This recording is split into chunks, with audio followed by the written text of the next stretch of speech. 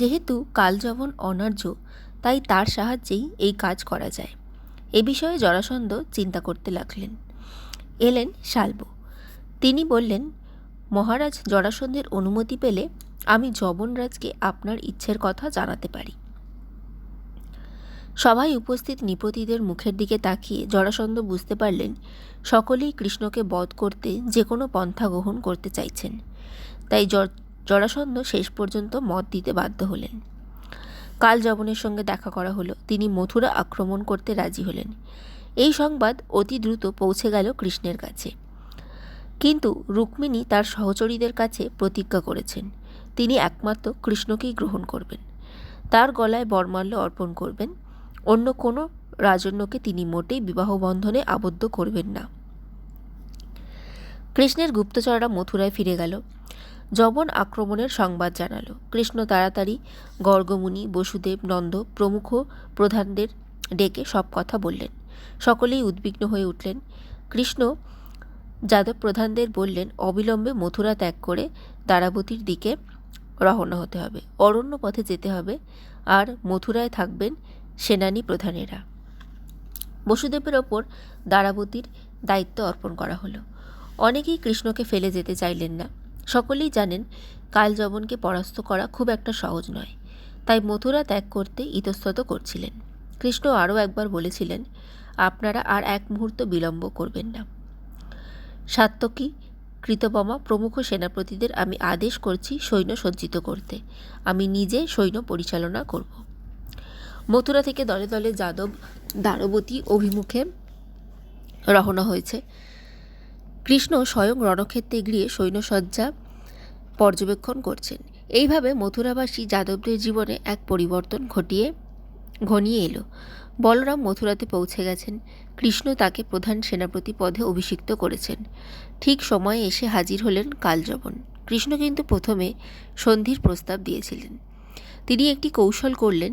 একটি কুম্ভে ভয়ঙ্কর কৃষ্ণসর্প রেখে দিলেন, যা তার মুখে দিলেন ঢাকনা। কাপড় ও দড়ি দিয়ে বেঁধে দূত মারফত কালযবনের কাছে পাঠালেন সেই কুম্ভটি।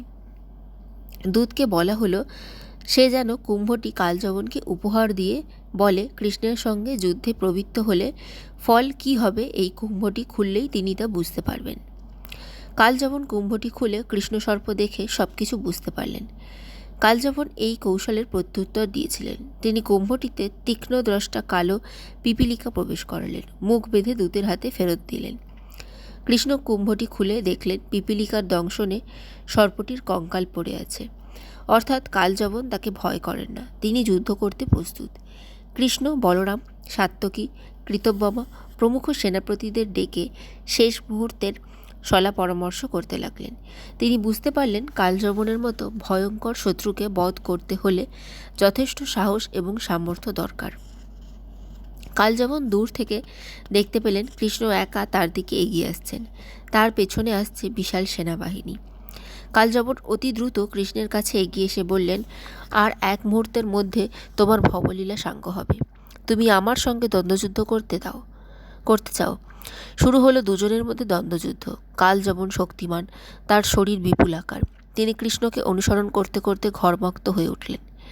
কৃষ্ণ গোবর্ধন পাহাড়ে এসে পৌঁছলেন। এখানকার সব কিছু তার নখদর্পণে। কালযবন মাঝে মধ্যে কৃষ্ণকে দেখতে পান, পর মুহূর্তে কৃষ্ণ অদৃশ্য হয়ে যান। এবার কালযবনকে এমন একটি জায়গায় নিয়ে আসা হলো সেখান থেকে বেরোনোর পথ নেই। কৃষ্ণ গুহার অভিমুখে এসে পড়েছেন। তিনি গুহার মুখে পাথর চাপা দিলেন। কালযবন পথ হারিয়ে ফেললেন। অন্ধকার গুহার চিরদিনের জন্য বন্দী হয়ে রইলেন। যবন সেনারা তখন অবাক, কালযবন কোথায়? এইভাবে কৃষ্ণ অত্যন্ত বুদ্ধি করে কালযবনকে মৃত্যুর মুখে পাঠিয়ে দিতে সমর্থ হয়েছিলেন। আরও একবার প্রমাণিত হলো রাজনৈতিক দ্বন্দ্বে তিনি অপরাজেয়। কংসবধের পর মথুরার বাতাবরণে যে অনিশ্চয়তা সৃষ্টি হয়েছিল, এবার বুঝি তার অবসান ঘটে গেল। বেশিরভাগ যাদব ইতিমধ্যে নতুন উপনিবেশ দ্বারাবতীতে চলে এসেছেন। দীর্ঘ 5 বছর ধরে কৃষ্ণ এবং বলরাম অবিশ্রান্ত পরিশ্রম করে এই অসম্ভবকে সম্ভব করে তুলেছেন। সমুদ্র বেষ্টিত নগরে একাধিক বসতি স্থাপিত হয়েছে। যাদব বণিকদের চেষ্টায় অর্থনৈতিক উন্নয়ন করায়ত্ত শুরু হয়েছে। রৈবতক দুর্গ নির্মাণের কাজ নারায়ণ মন্দির প্রতিষ্ঠিত হয়েছে। নারায়ণী সেনা নামে এক সুদক্ষ সেনাবাহিনী গঠন করেছেন কৃষ্ণ। এই সৈন্যরা বৃন্দাবন থেকে আগত আভিলগ্রুপ সম্প্রদায়ের যুবক। তৈরি হয়েছে একাধিক অতিথিশালা। বহিরাগতদের জন্য স্থাপিত হয়েছে অনুমতিপত্রের কেন্দ্র। ইন্দ্রের দেব সভাতুল্য একটি সভা নির্মিত হয়েছে দ্বারাবতীতে। উগ্রসেনকে যাদব প্রধান হিসাবে বরণ করা হয়েছে। যদুবংশের 8টি শাখা থেকে 10 জন প্রবীণ যাদব প্রধানকে নিয়ে মন্ত্রিমণ্ডলী গঠিত হয়েছে। এইভাবে কৃষ্ণ গণতান্ত্রিক উপায়ে সুশাসন ঢেলে সাজিয়ে দিয়েছেন। দ্বারাবতীবাসী নাগরিকদের মধ্যে জাতিভেদের কোনো কঠোরতা ছিল না। নগর পত্তনের আগে যেসব অনার্যরা সেখানে বসবাস করতেন তাদের সাদরে বরণ করা হলো। কৃষ্ণ দ্বারাবতীর জনগণকে 4 ভাগে ভাগ করেছিলেন। যারা যজন যাজন করতে ব্যাপৃত থাকতেন তারা হলেন ব্রাহ্মণ, রাজ রক্ষার কাজে ছিলেন ক্ষত্রিয়রা, ব্যবসা বাণিজ্যের জন্য এলেন বৈশ্যরা, সমাজের সকল শ্রেণীর লোকেরা যারা সেবা করবেন তারা হলেন শূদ্র। এইভাবে কৃষ্ণ সমাজ বিবর্তনের ধারাটিকে সুন্দরভাবে সাজিয়ে দিয়েছিলেন। দ্বারাবতীর নাগরিকরা অনতিবিলম্বে মথুরা ত্যাগের দুঃখ ভুলে গেলেন। এখানেও গণতান্ত্রিক পদ্ধতি অনুসৃত হল।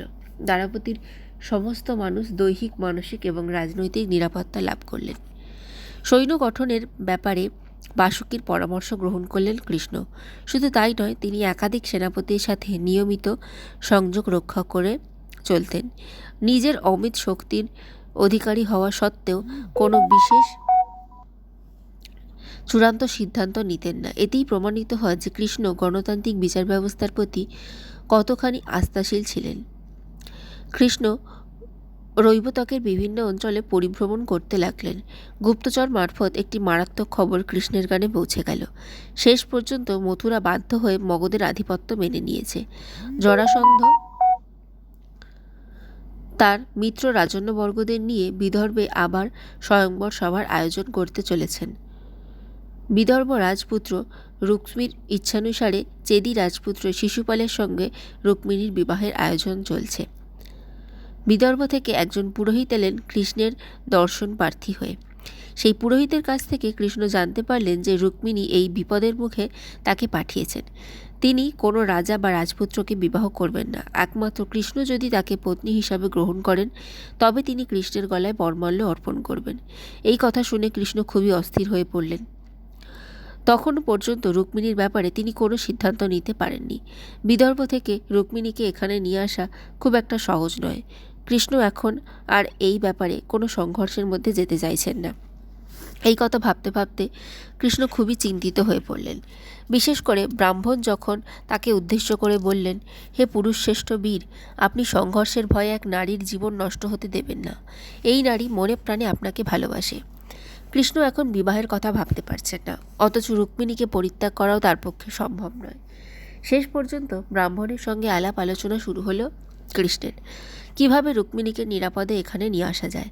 কৌশল মতো কৃষ্ণ বলরাম সসৈন্য বিদর্ভে উপস্থিত হলেন। কৃষ্ণের আগমন বার্তা সহেলি মারফত রুক্মিণীর কানে পৌঁছে গিয়েছিল। তিনি পুজো শেষ করে মন্দির থেকে বের হতেই কৃষ্ণ তার হাতে ধরে তাকে রথে তুলে নিয়ে অতি দ্রুত বেগে রথ চালনা করতে শুরু করলেন। ইতিমধ্যে জরাসন্ধ একাধিক রাজন্যকে নিয়ে বিদর্ভে পৌঁছে গিয়েছিলেন। পথে শুরু হয়ে গেল প্রবল সংঘর্ষ। বলরাম অমিত বীর্য প্রদর্শন করতে লাগলেন। কৃষ্ণ রুক্মিণীকে হরণ করেছেন এই সংবাদ শোনা মাত্র রুক্মী পিতার কাছে প্রতিজ্ঞা করে বললেন, যতক্ষণ পর্যন্ত আমি কৃষ্ণকে বিনাশ করে দিদিকে উদ্ধার করতে না পারি ততক্ষণ বিদর্ভে ফিরব না। নর্মদা নদীর তীরে কৃষ্ণের সঙ্গে তার ভয়ঙ্কর যুদ্ধ হল। যুদ্ধে রুক্মী আহত হলেন। রুক্মিণী তার দাদার এই অবস্থা দেখে প্রাণ ভিক্ষা করতে বাধ্য হলেন। বলরামের নেতৃত্বে যাদবরা বীরত্বের পরাকাষ্ঠা দেখালেন। জরাসন্ধ গোষ্ঠী পরাস্ত হলেন। এই বিবাহে কৃষ্ণের খুব একটা সম্মতি ছিল না, কিন্তু রুক্মিণীর প্রতিজ্ঞার কথা শুনে তিনি আর না বলতে পারেননি। তবে রুক্মিণী ভেবেছিলেন তিনি তার যৌবনদীপ্ত রূপ দিয়ে কৃষ্ণকে আরও বেশি ভালোবাসতে সক্ষম হবেন। তবে দিন অগ্রসর হতে লাগল, কিন্তু অভাগিনী রুক্মিণী কৃষ্ণের হৃদয় অধিকার করতে পারলেন না। কৃষ্ণ কঠিন বাস্তব জগতের মানুষ, তাই স্বপ্নরাজ্যে তিনি কখনো বাস করতে চান না। এছাড়া রুক্মিণী বুঝতে পারলেন কৃষ্ণ কখনো কোনো এক নারীর অধিকারে আসবেন না। তিনি তার প্রেম সকলের মধ্যেই বিতরণ করবেন। পরবর্তীকালে তিনি জাম্ববতী এবং সত্যভামাকে পত্নীরূপে গ্রহণ করেন। দুজন সতীর নিয়ে রুক্মিণী যথেষ্ট মনোবেদনার মধ্যে দিন কাটাতে থাকেন। তবুও জ্যেষ্ঠর মর্যাদায় নিজেকে প্রতিষ্ঠিত রাখতে সদা সর্বদা সচেষ্ট ছিলেন।